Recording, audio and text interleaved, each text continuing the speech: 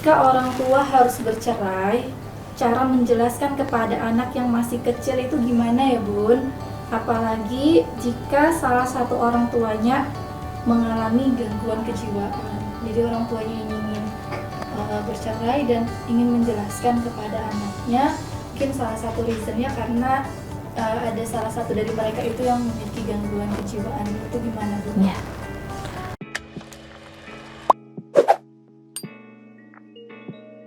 Dimanapun ya, dimanapun yang namanya perpisahan itu tidak nyaman, ya enggak. Zaman kita dulu aja berpisah dengan sahabat aja termehek-mehek. Dan saya termasuk ini Mbak, karena saya itu orang Jogja.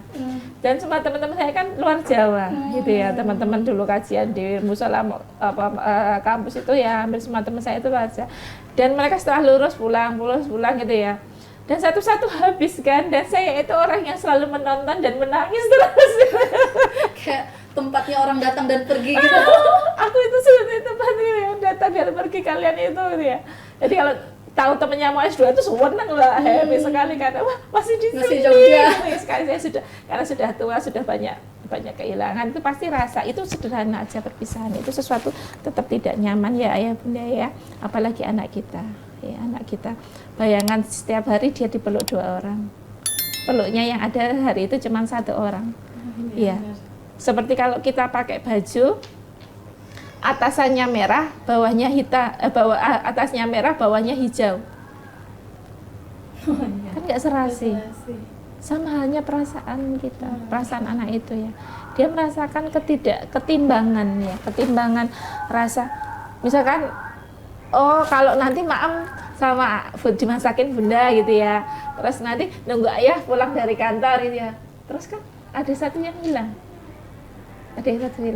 ayah nggak pernah menantikan ayah di depan pintu lagi, misalkan ikut bundanya gitu ya, tidak, itu pasti tidak nyaman. Jadi sebaik mungkin sejak awal kalau itu memang terjadi seperti itu dengan usia berapapun, tetap bangun suasana bahagia dulu. Ya, jadi ketika berpisah itu tidak memperlihatkan sebuah ketidaknyamanan terhadap anak kita. Ya, jadi tetap mau berpisah itu ayah dan bunda itu tetap happy. Memperlihatkan walaupun itu nyesek di dalam, ya tetap harus memperlihatkan happy dulu. Gitu. Ketika bermain itu tetap tetap jadi pendamping yang menyenangkan gitu kan. Setelah itu dengan kondisi tertentu kita sampaikan secara pelan-pelan. Sampaikan kalau ayah bunda sayang sama adik, tapi karena sebuah kondisi tergantung usianya ya Mbak ya. Kalau usia balita saya yakin belum paham makna bercerai, tapi memang mungkin kalau berpisah dia paham ya. Ayah bunda harus berpindah tempat, nanti tidak satu tempat. Jadi nanti adik boleh kalau misal pengen tidur ke rumah ayah hari apa boleh, terus mau di tempat bunda hari apa boleh gitu ya.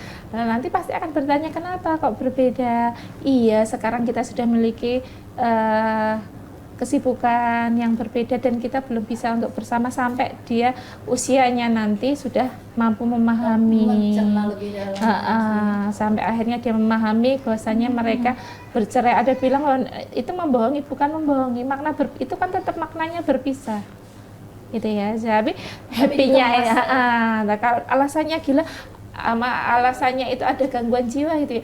Kalau anak usia balita ya belum paham. Sudah saya sampaikan penyebabnya itu pada saat kondisi dia memang sudah bisa menerima itu. Seperti yang Bunda tadi bilang, menjelaskan sesuai umurnya, sesuai masanya. Iya, mungkin kalau dia nanti sudah usia 7, 8, 9 itu pasti dia sudah mencerna.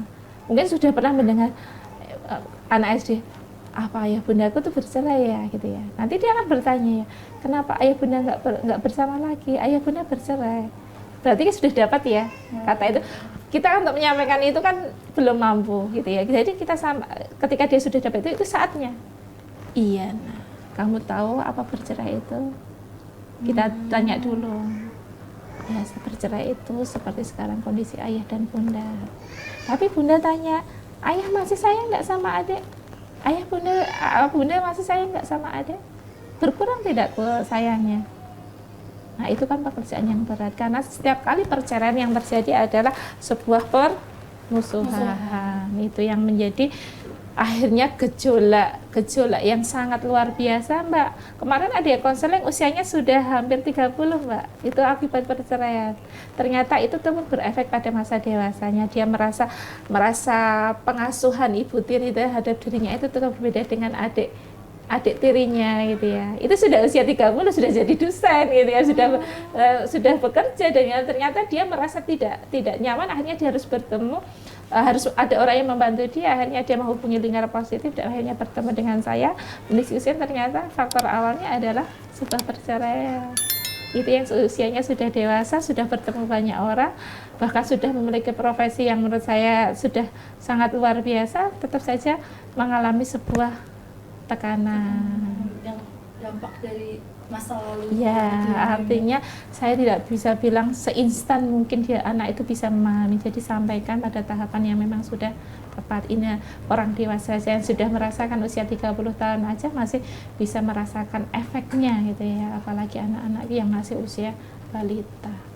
Iya Bunda, berarti yang harus dilakukan yang dilakukan orang tua ini tetap memberikan, misalnya anaknya di masa ya sesuai masanya ya Bunda, tetap memberikan penjelasan ya, misalnya memang belum bisa mencerna banyak, jelaskan yang tadi Bunda jelaskan ya, bahwasanya Bunda berpisah ya karena satu dua hal, dan itu tidak jangan sampai menimbulkan rasa benci pada anaknya ke salah satu juga ya Bunda. Itu yang sering terjadi karena ayahmu itu tidak memberikan kamu mainan banyak. Jadi malah ada rasa-rasa ketidaknyamanan. Dari orang tuanya berusaha untuk berlapang dada walaupun mungkin nggak gampang kan Bunda. Saya bilang nggak gampang dan itu pasti akan sangat menyakitkan. Gitu, Masya Allah. Jadi gitu buat teman lingkar positif yang bertanya. Ini Masya Allah, ternyata waktunya sudah habis Bunda. Oh ini ada, satu lagi Bunda. Boleh. Oke, satu lagi Bunda nih. Assalamualaikum Bunda, saya ingin bertanya, bagaimana jika orang tua jarang memberikan waktu khusus kepada anaknya saat kecil, dan saat dewasa ini orang tua ingin lebih dekat, tapi anak sudah tidak nyaman untuk menceritakan masalahnya, sehingga bagaimana langkah-langkah yang bisa dilakukan orang tua ya Bunda agar bisa lebih dekat lagi dengan anaknya dan terjalin komunikasi yang baik untuk saat ini. Jadi dulu itu mungkin ada komunikasi yang tidak terjalin. Sekarang orang tuanya ingin mencoba mendekati ke anaknya, dan anaknya tidak nyaman dari benteng itu. Gimana Bunda biar bisa dekat jawabnya? Bayar hutang. Bayar hutang, maksudnya bayar hutang adalah membayar hutang dulu waktu yang tidak kita berikan kepada anak kita. Ya. Jadi saya bilang sama Mbak Farah, makanya usia 7 tahun ke bawah seakan saya itu menjadi pembantu anak saya gitu ya. Akhirnya saya melayani kebutuhan dia gitu dan yang lainnya gitu ya. Karena saya tidak ingin berhutang masa pelayanan itu. Jadi kata Bunda, saya nggak pengen sekolah, saya pengen main. Iya, karena saya nggak mau berhutang. Iya, saya menunggu sampai usia 7 tahun, sehingga ketika 7 tahun saya akan bikin kesepakatan tertentu yang harus kita terapkan bersama karena sudah paham gitu, apalagi mungkin sudah remaja baru orang tuanya merasa kemarin adalah hutangnya banyak gitu ya kepada anaknya gitu. Alhamdulillah ini sudah terbuka. Nah, ini sudah terbuka, sudah modalitas dia menyadari itu ya. Sehingga yang harus dilakukan adalah kita melakukan pelayanan prima. Layanan prima itu apa? Jangan minta anak kita memahami dulu. Jangan minta anak kita untuk aku pengennya apa, layani dulu anak kita. Bayar utangnya itu biar dia tahu betapa cintanya kita itu bisa dirasakan. Ya, cinta itu kan harus diungkapkan gitu ya. Pas akhir pekan gitu ya, akhir pekan kita siapkan yang dia sukai tanpa dia meminta. Kita berikan snack kesukaan dia sambil kita berbincang-bincang sederhana, kira-kira snack apa yang bisa bertahan lama ya, kuaci misalkan gitu ya, pegel iya, kenyang enggak ya gitu ya, apa kita berikan kue yang sangat dia senangi gitu ya, terus di situ ada bahasa cinta yang kita sampaikan. Ya, kok bunda itu ingat kamu ya pas kecil dulu, kamu tuh senang banget loh makan apa brownies Black Forest kita kan kecil, bunda itu ingat deh. Terus bunda tadi ke toko membelikan ini untuk kamu suka enggak? Dan itu bertahap banget kan? Ya itu bertahapnya. Sekali lagi tidak membangun kita untuk difahami, tapi kita mencoba membayar hutang dulu sampai kepercayaan itu muncul. Oh iya. Ya itu yang ingin dibangun tuh itu kepercayaan itu muncul. Dia kemudian anak kita baru sadar, mama itu sayang banget sama aku. Jangan kita tanya dengan percintaan kita yang awalnya dan yang lain-lain itu kita ini dulu kita tahan dulu sampai masa kepercayaan itu muncul sehingga kita akan bisa masuk ke dalamnya tanpa dia merasa tidak nyaman. Ya. Mungkin bisa jadi anaknya yang datang sendiri jadinya. Iya, harapan itu yang diinginkan Mbak Farah. Jadi ngapa? Kita bayar hutang pelayanan prima kepada anak kita. Pelayanan prima itu tidak mesti ya kita memberikan barang mahal, itu bukan, tapi sesuatu yang spesial. Misalkan wah sesekali itu ya agak jadi orang tua yang lucu gitu ya. Kita lihat aromanis gitu ya, tahu ya makanan aromanis ya Mbak ya. Enak itu. Mungkin dulu pas masa kecil dia senang sekali gitu ya, tiba-tiba pas remaja kita bawain, sekarang kan ada aromanis yang ada wajahnya ya Mbak ya, gitu ya, sederhana aja. Bunda itu ingat kamu, kalau kita makan ini bareng, kelihatannya gimana, pasti dia akan tertawa terbahak-bahak. Itu yang kita bangun. Dari orang tuanya juga menurunkan gengsi emosional yang pengen diakui, itu juga dihilangin ya Bu. Iya, itu yang harus ditahan sementara. Ya bilang ya kelamaan, ya lama, anak kita dulu menunggu kita lama, makanya bayar hutang itu. Jadi ya semasa anaknya sekarang masih kecil ya maksimalkan dia tidak berhutang kepada anak kita. Masya Allah. Ya. Oke Bunda, Masya Allah. Jadi itu buat teman yang bertanya ini lewat via chat Zoom. Jadi membayar hutang yang memang namanya bayar hutang nggak enak ya Bunda ya, jadi pasti lelah, pasti butuh pengorbanan, lelah. Iya, mungkin kalau ya jadikan untuk teman-teman yang sudah terlanjur seperti itu tadi bayar hutang ya dengan pengorbanan, memendam emosional dulu, dipendam dulu rasa pengen diakui sama anaknya. Nah untuk teman-teman yang belum sampai terjadi belum terjadi, dipersiapkan biar seminimal mungkin kita biar utangnya nggak banyak gitu ya Bu. layanan primanya saja, Masya Allah. Nah itu Bunda, jadi itu tadi sebelumnya memang waktunya kita udah Masya Allah, padahal bisa banget. Aduh aku jadi pengen nanya sih sebenarnya Bunda. Ya, pasti kalau kita membahas itu ya dengan kasus yang sangat luar biasa, ternyata ada yang konseling dengan banyak hal kayak gitu. Itu saya sebagai seorang konselor sendiri aja rasanya pengen menangis gitu ya, tapi kan saya nggak mungkin kan nangis di depan klien saya gitu ya. Saya coba menahan itu semua sehingga kita akan bisa mendampingi mereka lebih banyak, sama halnya kita mendampingi anak kita dengan cara yang kadang kita menelan ludah dulu jadi untuk sampai menyampaikan nilai-nilai itu kepada anak kita. Ya, mungkin teman-teman di sini yang masih ada pertanyaan atau mungkin mau konsultasi sama Bunda bisa nanti hubungin Bunda lewat Lingkar Positif kayaknya boleh sekali, sangat boleh sekali. Iya tuh teman-teman nanti bisa minta bantuan sama teman-teman Lingkar Positif. Untuk adminnya juga, admin Lingkar Positif, kalau misalnya pengen cerita atau curhat sama Bunda Nia, boleh sekali. Sangat boleh, Insya Allah.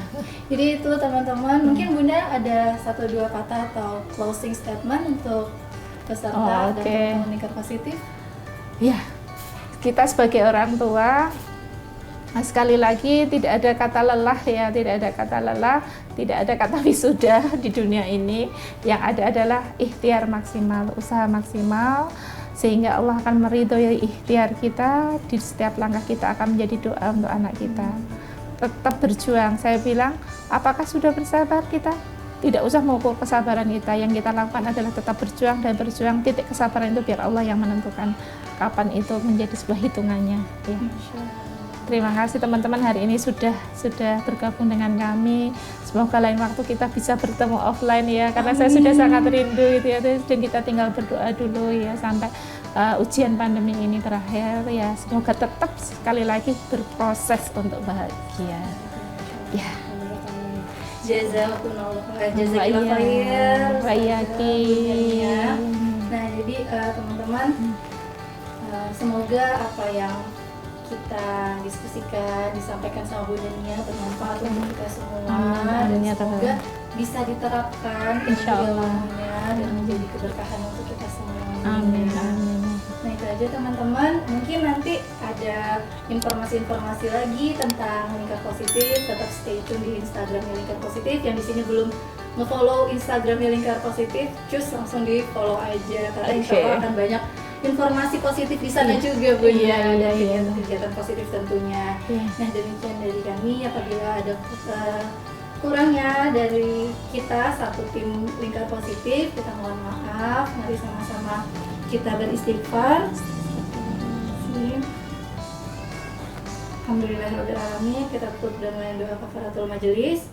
Subhanakallahumma wa bihamdika asyhadu an la ilaha illa anta astaghfiruka wa atubu ilaik. Sekian dari saya. Assalamualaikum warahmatullahi wabarakatuh. Waalaikumsalam warahmatullahi wabarakatuh.